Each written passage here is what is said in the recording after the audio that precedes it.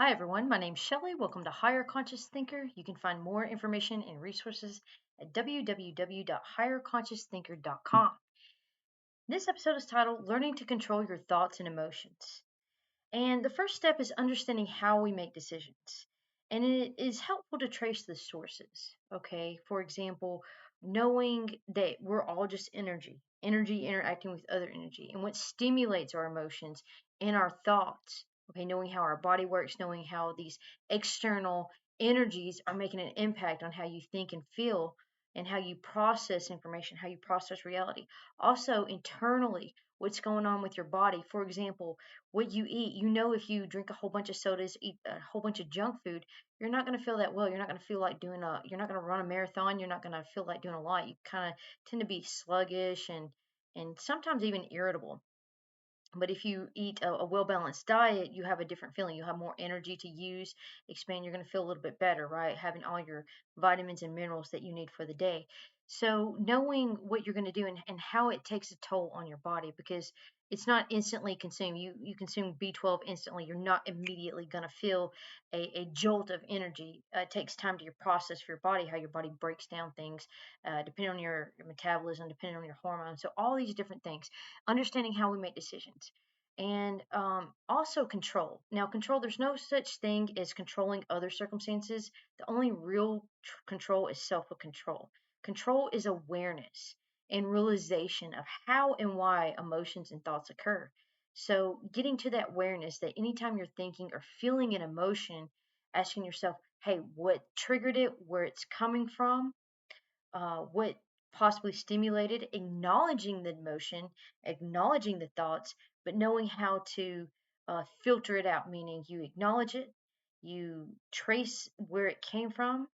It's helpful to trace the source and then saying, okay, well, is this due because I'm not feeling very well? Is it due because of the weather, the external or the internal influences? Maybe a little bit of both because you're constantly being simultaneously with these energies coming at you left and right whatever the case might be.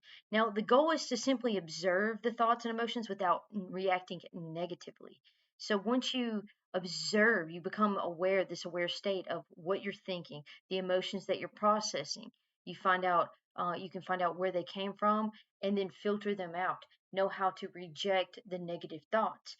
That way, you don't get in a spiral, such as if you're feeling a spout of sadness or anger, you know to immediately, okay, I'm feeling angry, take a deep breath, get out of this feeling. I know I'm angry. Okay, whether somebody triggered it or maybe it's just something simply you ate, or maybe it's your chemical imbalance that's throwing you off. And we're very easy to get chemically imbalanced, whether it's our hormones that we produce, whether it's we eat, maybe we're not getting enough exercise, anything that can occur, right?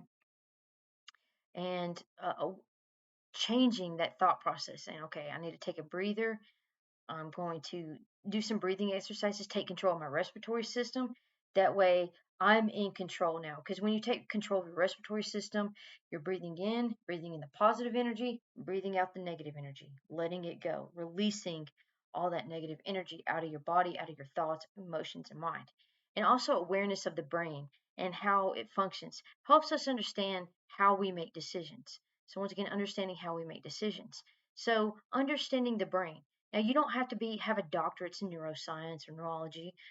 Just knowing the basic concepts of how the brain works, knowing that it's neural connections and functioning different parts of the brain, and knowing the prefrontal cortex versus the limbic brain, how we think, how we process information, such as the prefrontal cortex. It's right here, this lobe right here, right behind your forehead. It's where you go to your planning, decision making, problem solving. It's where you set your long term goals, your impulse control and emotion regulation, coordinating and adjusting complex behaviors, empathy, morality, intuition, and communication. Okay, that's where this is generally housed. Now, your limbic brain, on the other hand, is part of your mammalian instinct. Okay, your animal brain, if you will, is what we use to survive off of. That's where your ego's housed. And this is where you have your emotions, your learning, memory, behavior, reaction, judgment, and also your fear. Now, let's talk a little bit about negative thoughts. Now, negative thoughts and emotions. Now, we humans, we're creatures of habit and we find security in the familiarity, meaning change produces stress and creates a chemical imbalance. Changes alter the expected reality, which sends negative signals to the brain. So, if you're expecting something, you're expecting one reality, and then a different reality is delivered, then you're going to have these negative impulses in your brain that are sent. It's not going to be pleasing to you. And that's why change is hard on a lot of people depending on their degree and how they respond to change. And the key is to adapt and overcome, right? Now, no human is born evil. Evil is an ingredient from a lack of love, a lack of a caring, positive environment. And positivity and love, they help extinguish the negativity and the hate. So, for example, if somebody's showing you a very evil, a very negative, try to be understanding, knowing that they weren't born evil, that it's due to maybe their education level, maybe their experience level, what they had to go through in life. Maybe that's how they learn to process emotions and thoughts, and that's the only way they know how to live. uh, Kind of being empathetic to their situation and knowing that, hey, I'm not going to fight you or force my positivity down, but I'm going to, back away and say, hey, look, sorry I upset you, back away, right? That's the best thing you can do. So, types of negative emotions that we can feel and we can experience: anger to different degrees, critical judgment, self doubt, irritation, impatience, sadness, grief, depression, jealousy, possessive, fear, various different types of fear, spitefulness, and various different forms of hate and greed. Now, let's talk a little bit about the ego. Now, the ego is the sense of self. Okay, the self, and what we mean by the self is the human body that we're here, this physical life that we're here. It's very attached and very connected to our human selves. And that's our ego. Okay, and it fears annihilation. Okay, it's a survival instinct as well. It works to fear annihilation, but it also can make us greedy and selfish and step over others to get ahead, that type of instinct. Now, our thoughts and emotions, they are constantly being stimulated once again by these external and internal factors, so keep that in mind. So the ego is reaching out for a desire to prevent self annihilation. It's going to do what it can. So the external factors that we're talking about, once again, they're in the environment, the temperature, humidity, weather, pressure, elevation levels, and the surrounding energies. Whether you're in a city filled with a bunch of great infrastructure, a bunch of humans, or maybe you're in the forest or in the mountains where you have a bunch of greenery around, the vegetation, wildlife, animals, all those exhibit different energy levels, and they have an effect on how you process reality, how you process these energy levels, and in turn your thoughts and your emotions. Now, internal factors, once again, going over these are your biological factors, your genetics, hormone production as that fluctuates, your diet, okay, your exercise, your lifestyle habits, and even your culture, having this mind over matter type deal. For example, mind over matter when it comes to prayer, okay, if you're a devout Christian, for example, or a devout other, and you pray and you think you're praying to God and you're working and you think it's going to connecting, you're putting energy out and creating this mind over matter type concept, right? So everything is a series of chemical reactions. So the ego is often negative and its biggest challenge that we face when it comes to our happiness. Sometimes our ego is our own worst enemy and prevents us from being happy. So let's talk a little bit about getting into these negative emotions and feelings that we can feel, starting with judgment. Now, judgment is a survival impulse from the limbic brain, but also programmed in us by society to be skeptical to a fault, meaning whether you are judging yourself or judging others, this is not a positive behavior, because a lot of times the judgmental. Now, back in the day, it was good a reflex because you have two different paths to go on. Should I take the dark cave where I do not have light, or should I take the forest but yet I hear some wild cat sounds? Okay, which one am I going to take? Judging which way to go, right? Versus today in society, we have more control of our environment, so our judgments are among ourselves, saying, oh, hey, you like that football team or you like that soccer team. I don't like that. Uh, and I don't like you for liking that, right? A lot of times, society they push us against each other in that way. So when we judge, we can become prejudiced and pick apart what makes us different and unique. And we should celebrate our differences and uniqueness. Yeah, it's natural to come together. So if somebody has the same interest, it's natural for them to gather up. But when you take your interest and exude it and reverse it and turn it into hating other groups or other people, then that you're doing the exact opposite. It's one thing for things to bring people together, but it's another thing when they bring together and produce hate, right? So when we exclude any persons or group or people, it does not matter where they're born, their sex, their ethnicity, their favorite foods, favorite teams. Every life is precious. Every life is unique. We're not going to have the same opinions to anyone, all right? Even though that you might be involved in a group that has the same opinions, whether it's a religious group, social group, what have you. Yeah, you might agree on some things, but other things that you're not. For example, political parties, they don't all agree on everything. Even, here in the US, we have the Republican Party and the Democrat, and they bounce around on these issues. You can have a Democrat that believes in this, and then a Democrat that believes in that. They buck on these issues, right? Or, vice versa. So no group of humans are chosen. Okay, we are all chosen. We're all unique. There's no these people are more special than these people, or this person's more special than this person. This is an ego assigning inferior status while another is assigned superior status. And this is extremely negative way to think and react. Because once we get on the grounds that, oh, this is a superior being than this person. No, we are all the same. We just have different talents, different pros, different cons. We're all unique, and that's a gift within itself. Because if we were all the same, we were all cookie cutter, living in a cookie cutter world, that'd be quite boring, right? So this takes the most practice, the judgment skill. Because if you're like me and you're product of Western civilization, we are programmed to judge constantly. Oh, look at that person's shoes that they're wearing.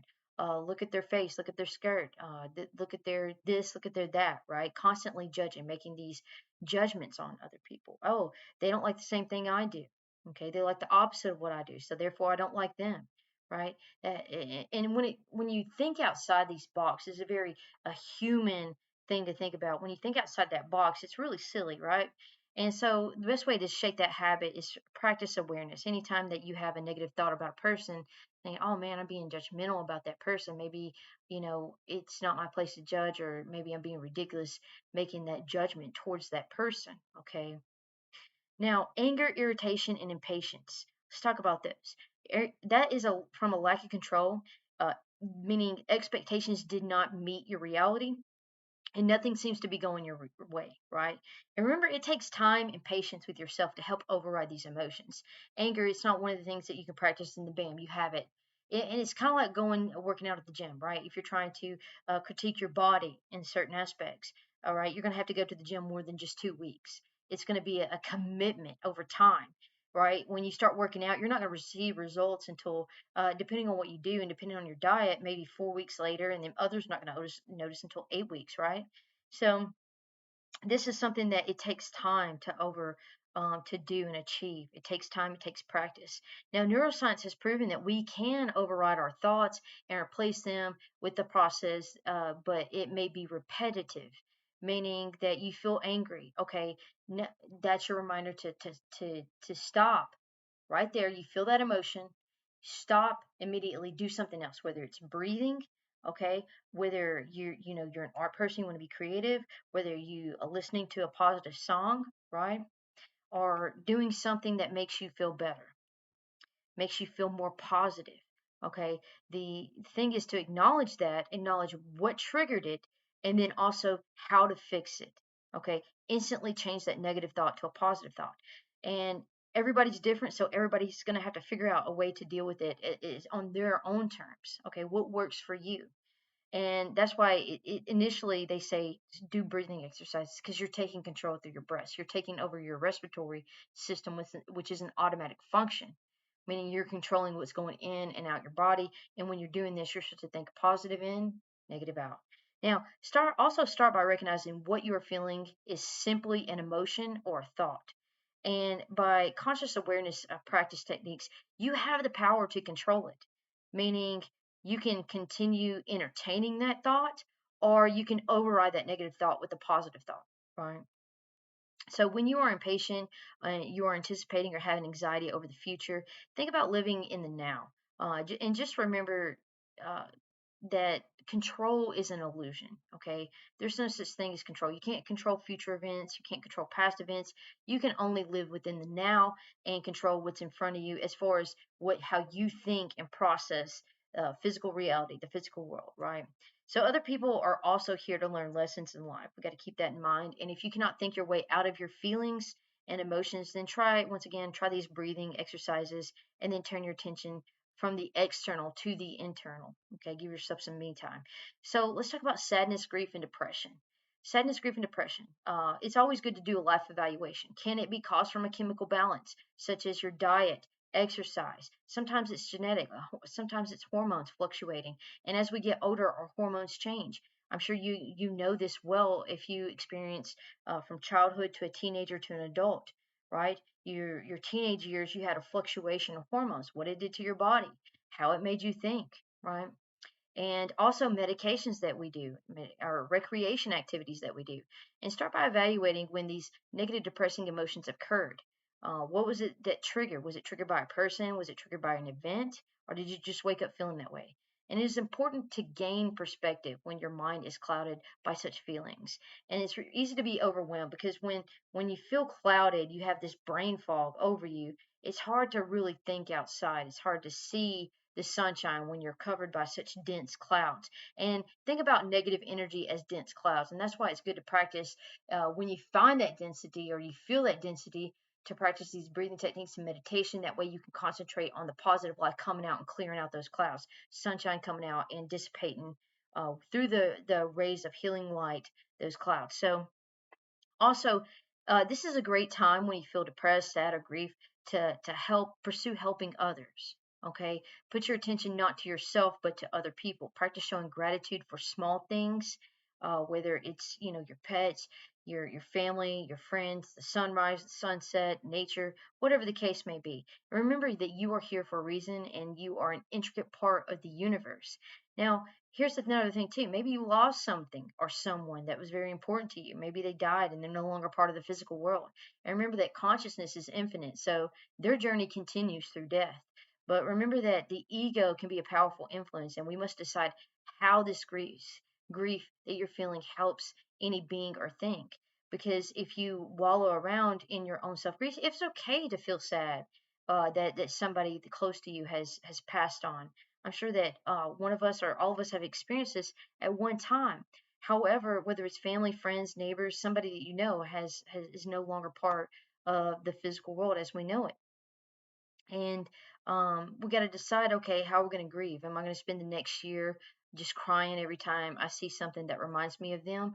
Or am I going to celebrate their life? Because the ego, is inflared too, because it's kind of a selfish trait if we're just sad all the time. And and that's also culture and society's issues that they poured on us. Okay, that person's no longer here, accessible. Yeah, that's sad, but also it's a good thing to celebrate in the fact that they moved on, that their infinite consciousness is off doing something else. They're no longer a part of the physical world, and yeah, we can't access them. That sucks.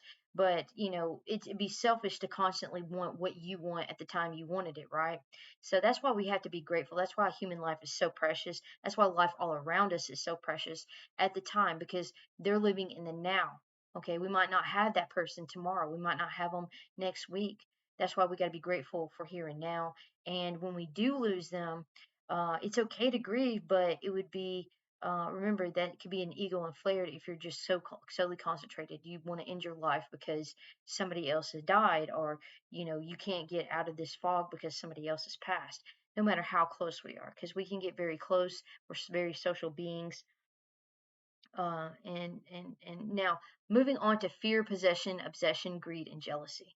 Okay, now here we get to the ego, the fear of annihilation, of becoming lesser, of someone or something taking something from you without your control or your say, right? And we don't generally like this. And also, jealousy is a form of greed. Possession is an illusion of control. And competition is great, but not at the cost of humanity or the life of another being. Meaning, if you're stomping somebody down to get ahead, then you're not doing it right, right? That's when competition gets ugly. But it's a friendly competition where there's no hate, no anger involved, and that's okay. It's good. It helps us better ourselves. Now, in society, we are ready to take violent action against the illusion of possession, and it is embedded even in our laws and very much a controversial issue today, right? So we're under this illusion that we own things, that we own the land, that we own this, that this is my computer, this is my pet, this is my that. And actually, when we go through our lives, we don't actually own anything. We don't actually own the land. Okay, somebody owned it prior to us. Somebody's going to own it after us. So technically, it's borrowed. We're living on borrowed time. We're living on borrowed things. That's why it's always good not to put extreme energy into one thing. Oh, this is my gaming system. If it's gone, I don't know what I'll do. I won't have a meaning to life. Well, that's just dumb, right? Because things change, technology changes, and it's not good to put all your energy into one thing or all your love or be possessive over anything because you're putting energy in it. And when it's taken away because we have no control, maybe my house right here, if I were to get it taken away, maybe we go through an economic boom, an economic downhaul, and I can no longer afford my bills. I mean, I love my place, but I am under the realization too that hey, it can be taken away anytime. Maybe the government wants to put a freeway through my backyard, right? Whether I like it or not, they're going to shove money down my throat and say, here, take what we're going to give you because you got to get off, right? And that's what it is. So under the illusion, and I can't live the rest of my life being upset about it. The only thing I can do is accept it and move on and try to do something else. Uh, you know, and people are willing to kill each other. Hey, this is my thing. This is my item. I'm going to shoot you in the head because you took it from me, right? And that's a very negative way of thinking. No, what human life is worth uh, completely, getting rid of because of a material object that we never really own in the first place? And these thoughts and emotions are an indicator that the ego is out of control, okay, out of our control, that we no longer have control, that it's functioning. Once again, it's a stem of that ego. Now, let's bring it over to enough about negative emotions for right now. Let's talk about your true nature versus your human nature. Okay, the two different selves that you have. You have your higher conscious self, okay, the infinite conscious, the observer. Think about this as the angel on your shoulder, okay, and then you have your ego, the human side, okay, and this can somewhat be the devil on your shoulder, if you will. So let's talk about the higher conscious thinker. That is the unity and harmony. Okay, that's how they think in terms of we. We're all connected. We. It's not just me, a sense of separation, a sense of self and self importance, but it's unity and harmony throughout the world. Knowing that if I harm you in any way, I'm doing harm to myself, right? Also, understanding and forgiveness and love. Okay, understanding of other people, of yourself, knowing that you're human, you can make mistakes. Forgiveness of other people and themselves, knowing other people make mistakes, you make mistakes, right? Forgive yourself, and love, self love, and love for other people. And also, the higher conscious self is the humble, happy, simplistic part of your side. Have everything you need, right? Because it's how you interpret reality, how you see things is how your emotions and thoughts are affected. So, also empathy, your sympathy, your tolerance, altruism, social acceptance, self acceptance, gratuity, appreciation, your infinite energy, adventure, excitement, and acceptance of the past, present, and future, being present oriented. This is all traits and aspects of your higher self, your infinite consciousness. Now, let's take it over to the ego, the human self. Um, Now, the ego has a sense of separation, a sense of self importance. It can often be violent and hostile, okay? They don't get its way, right? The human self, and we all felt this. I didn't get my way. Somebody took my crayons when I was a kid. I'm angry, boo hoo, right? Or even as an adult, people get violent and hostile. Resentment, complaining, okay, not satisfied with the current conditions, thinking that you deserve or want more, right? Now, also power, okay, materialism, social intolerance, competition to a fault, prejudice, okay, all these stem from the human ego. And prejudice being, we're embedded with it. It's part of the ego. It's how, in order that we survive, but it can be a negative aspect, right?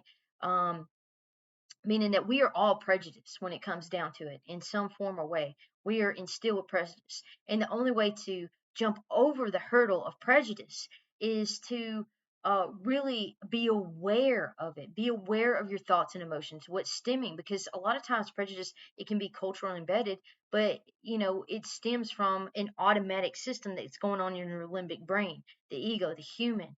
Okay, this is good, this is bad. It's categorizing information, and a lot of times that's where our prejudice stems. Once again, everybody's prejudiced. It's only until we become aware and we educate ourselves and learn through experience, and through understanding ourselves and understanding others, that we're able to jump the hurdle and become less prejudiced, right? So, anger, madness, obsession, possession, these are all traits of the human ego. Also, nothing is never enough, whether it's from other people or whether it's from yourself. Or victimization, meaning you're feeling sorry for yourself, okay? Not able to get through past events.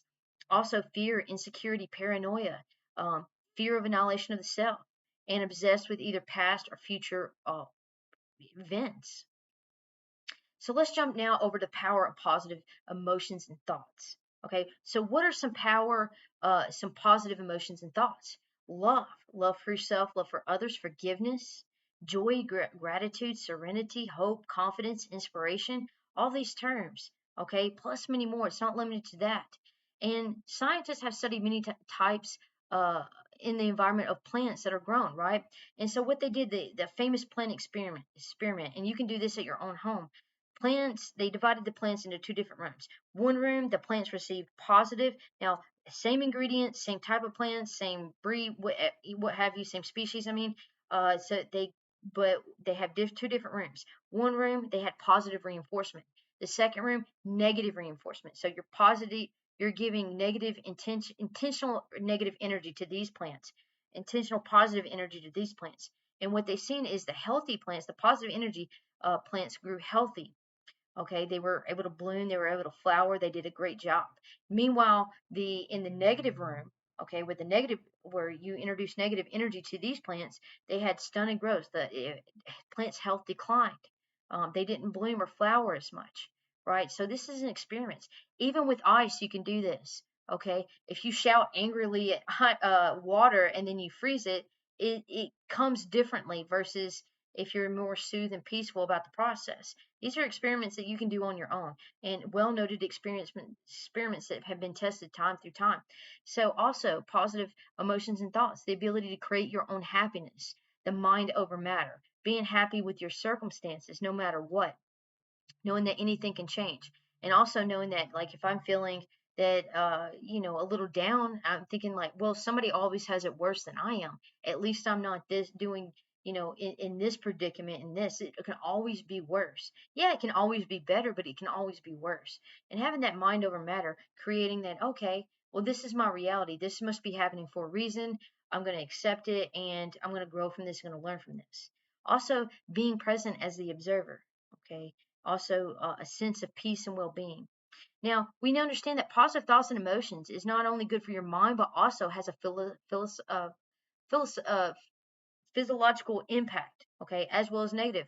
Now, the positive emotions of our physiological impact, there's studies that show you have more efficient cell repair and regeneration, lower heart rate, your blood pressure stabilizes, and our happiness in a state of being influences the productivity and quality of life within us.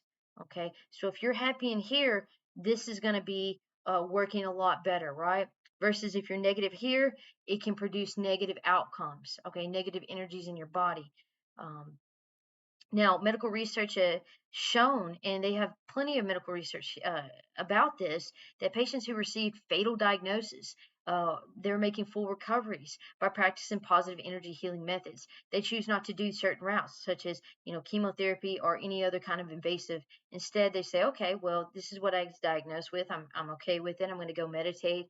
I'm going to go work with positive energy healing. And then suddenly, doctors can explain. They're like, how's this? How are you healed? This makes no sense. You had no treatment. And So there's a lot of medical research on that. Now, let's talk about the past and its impact on our thoughts and emotions. Now, the past, oftentimes we have a nostalgical memories and we romanticize about the past, grasping to repeat a feeling, an experience, or sensation. And that's romanticizing about the past. And remember, no one has control over the past. Only accepting of the past is the way forward. Knowing that, and a lot of people says, "Oh, that was the good old days," meaning that, and a lot of people think that, because I thought this way too, when I thought, okay, 12 years old, that was the best time I've ever had in my life. That's the only time I'm ever going to have such fun, such greatness. It was, I can't, I want to relive that feeling. You try to set it up and it just doesn't work out, right? You can't relive the past. Instead, you have to experience and find new ways to experience, right? Otherwise, we can't grow. So, past and perspective, never in the same place at the same time, meaning the earth revolves around the sun, and as we go through a spiral, our spiral galaxy, okay, goes through the galaxy, right? Through space and time. We are constantly entering a new space and time. So even though that, even our past, like we're revolving around this planet, but we're moving through time and space as we do it. Our galaxy's pushing forward. So we're never in the exact time and space, even though we rotate around, okay? Now, the past is full of experience. It is best to examine it as an observer of the self with no personal attachment. Guilt and shame produces anxiety and stress. So if you look at the past and you say, "Oh man, I don't like my past. I have a lot of guilt, a lot of shame." Uh, and here's the thing: we all do dumb things in the past. Okay, we all do stuff we regret. And the thing is to learn from them. And sometimes we can even laugh about them. But the main thing is to step over and learn from them. And that's what the past is for, to learn from. And remember, without challenging events to push us, our life being our movie would not be much fun to watch, right? Think about this, watching a movie with nothing happening, just a bunch of positive stuff happening. Yeah, that's very insightful, but it has no plot. There's no challenge, right? There's no such thing as a movie without a challenge, right? Because what are we watching? We're watching a screensaver, right? So, how can dwelling on the past improve our conditions? It cannot. And everything that has ever happened, think of it like this: it was supposed to happen despite what our emotions or thoughts that it triggered and caused. Now let's talk about the future and its impact. The future, it can trigger thoughts and emotions such as anticipation, anxiety, can create expectations, and it can not be controlled regardless how much time you prep. And when reality does not meet expectations, we tend to become emotionally triggered. Okay, angry, sad, depressed. Why? Because it is a lack of control and a lack of security, knowing that we can't control those events. And the future is change that we cannot control, and we must learn to accept it as it comes and as it is. How the world would be according to you versus the reality of how it actually is itself. So, for example, if you're planning a party and nothing seems to go right, are you going to pitch a fit and give in to the negativity? Or are you going to adapt and overcome, right? So, let's talk about the present and why it's the only time that truly matters. Now, the present is a state of existence, it's a state of being. And you can control the circumstances of your presence because you can control on how you perceive the presence. You observe how you want to react, okay? And that's through awareness, being aware of what's going on and how you're going to react. Now, will you let the impatience and ignorance or another person take over your thoughts and emotions? Or will you react and confront the person, meaning, hey, you know what? They triggered my emotional state. I'm going to go trigger their emotional state, right? And or will you not do anything and let your emotions fester? That's another bad thing to do, is just ignore your own self, ignore your own emotions, and move on. What can you do? You can acknowledge your emotions, right? And be understanding. Okay, well, that person, they're having a bad day. Okay, it might not be necessarily triggered by me. And take yourself out of your own shoes and do not personalize the actions of another. Because I doubt that individual woke up, or those individuals woke up with the intention of purposely making you angry. And even if that was the case, it's up to you on how you interpret these thoughts and emotions, not them. They may challenge you, but you have the ultimate control. You can walk away, acknowledge your thoughts and emotions, saying, "Man, that was very bad that happened to me, and that kind of sucks, but I'm gonna get my vibes away from them negative vibes so they don't interfere with my well-being, okay, or interfere with triggering a response for me." and acknowledge your thoughts and emotions because you're worth it. And then work on changing it to a more positive through breathing exercises, changing those negative thoughts. And you can let the internal and external circumstances influence you and control you, or you can take control yourself. A helpful technique, once again, to ease that mind channel or that evil voice derived from the ego, from our limbic brains that sends us negative messages, is simply take a deep breath in, positive energy in, negative energy out. Okay, to cancel that thought or emotion. Acknowledge it, but cancel it out. Okay, saying, I'm angry. Okay, I'm going to cancel this emotion out and move on. I get why that person was rude and they were mean, they were having a bad day, but I'm not going to let it get to me. Okay. Now, observe the thought and recognize it as a thought and simply let it pass by you as you would a driver experiencing road rage. Okay, so here's an angry thought. Okay, you're acknowledging it. You're saying, okay, you know what?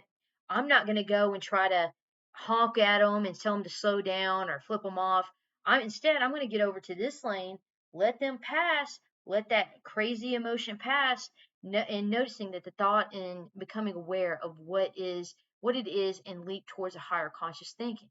Okay, let it pass. Hey, back on the road, uh, and there's no tension there. Now, in conclusion, your brain is a tool powered by consciousness, and we are a series of chemical reactions in constant transformation. It is easy for the body to achieve chemical imbalance, okay, whether it's through external or internal or both simultaneously. Remember, we're constantly being stimulated. And your thoughts and your emotions, they are triggered by these external and internal factors simultaneously, and you can learn to control your thoughts and emotions through awareness, being simply aware of what you're thinking, tracing those thoughts, acknowledging it, knowing how to move forward.